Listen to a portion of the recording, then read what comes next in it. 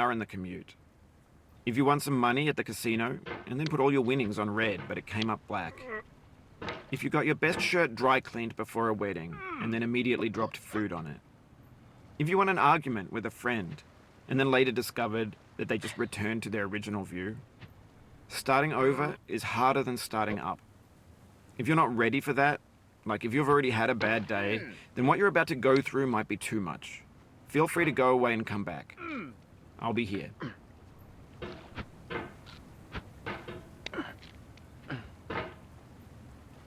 Alright, thanks for coming with me on this trip. I'll understand if you have to take a break at any point. Just find a safe place to stop and quit the game. And don't worry, I'll save your progress, always. Even your mistakes. This game is a homage to a free game that came out in 2002, titled Sexy Hiking. The author of that game was Jazzuo, a mysterious Czech designer who was known at the time as the father of B games. And B games are rough assemblages of found objects. Designers slap them together very quickly and freely, and they're often too rough and unfriendly to gain much of a following. They're built more for the joy of building them than as polished products. In a certain way, Sexy Hiking is the perfect embodiment of a B game. It's built almost entirely out of found and recycled parts, and it's one of the most unusual and unfriendly games of its time. In it, your task is simply to drag yourself up a mountain with a hammer. And that act of climbing, in the digital world or in real life, has certain essential properties that give the game its flavor. No amount of forward progress is guaranteed. Some cliffs are too sheer or too slippery. And the player is constantly, unremittingly in danger of falling and losing everything. Anyway, when you start Sexy Hiking, you're standing next to this dead tree that blocks the way to the entire rest of the game. It might take you an hour to get over that tree, and a lot of people never got past it.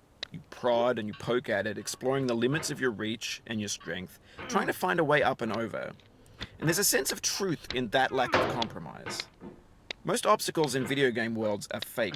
You can be completely confident in your ability to get through them once you have the correct method or the correct equipment or just by spending enough time. In that sense, every pixelated obstacle in Sexy Hiking is real. The obstacles in Sexy Hiking are unyielding, and that makes the game uniquely frustrating. But I'm not sure Jazzuo intended to make a frustrating game. The frustration is just essential to the act of climbing, and it's authentic to the process of building a game about climbing. A funny thing happened to me as I was building this mountain. I'd have an idea for a new obstacle, and I'd build it, test it, and it would usually turn out to be unreasonably hard. But I couldn't bring myself to make it easier. It already felt like my inability to get past the new obstacle was my fault, as a player rather than as a builder. Imaginary mountains build themselves from our efforts to climb them, and it's our repeated attempts to reach the summit that turns those mountains into something real. When you're building a video game world, you're building with ideas, and that can be like working with quickset cement. You mold your ideas into a certain shape that can be played with, and in the process of playing with them, they begin to harden and set until they're immutable, like rock. And at that point, you can't change the world. Not without breaking it into pieces and starting fresh with new ideas. For years now, people have been predicting that games would soon be made out of prefabricated objects, bought in a store and assembled into a world. And for the most part, that hasn't happened, because the objects in the stores are trash. I don't mean they look bad or that they're badly made, although a lot of them are. I mean they're trash in the way that food becomes trash as soon as you put it in the sink. Things are made to be consumed and used in a certain context, and once the moment is gone, they transform into garbage. In the context of technology, those moments pass by in seconds. Over time, we've poured more and more refuse into this vast digital landfill that we call the internet. It now vastly outnumbers and outweighs the things that are fresh and untainted and unused. When everything around us is cultural trash, trash becomes the new medium, the lingua franca of the digital age. And you can build culture out of trash, but only trash culture. B games, B movies, B music, B philosophy. Maybe this is what digital culture is. A monstrous mountain of trash, the ash heap of creativity's fountain. A landfill with everything we ever thought of in it. Grand, infinite, and unsorted. There's 3D models of breakfast, Gen X's fanfic novels, Scan magazines, green screen Shia LaBeouf, banned snuff scenes on LiveLeak. Facebook's got lifelike bots with unbranded adverts and candid shots of Kanye and Taylor Swift mashups, car crash epic failed GIFs, Russian dashcam vids, discussions of McRibs, discarded, forgotten, unrecycled, muddled, rotten, untitled.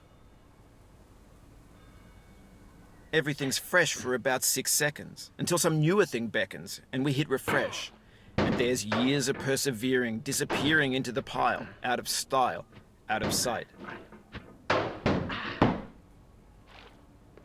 In this context, it's tempting to make friendly content that's gentle, that lets you churn through it but not earn it. Why make something demanding if it just gets piled up in the landfill, filed in with the bland things?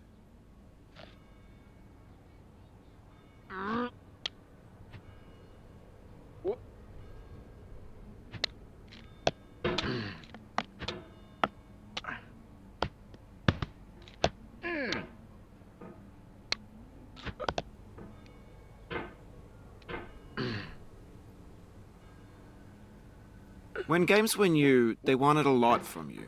Daunting you, taunting you, resetting and delaying you. Players played stoically. Now everyone's turned off by that. They want to burn through it quickly, a quick fix for the fickle, some tricks for the clicks of the feckless. But that's not you, you're an acrobat. You could swallow a baseball bat.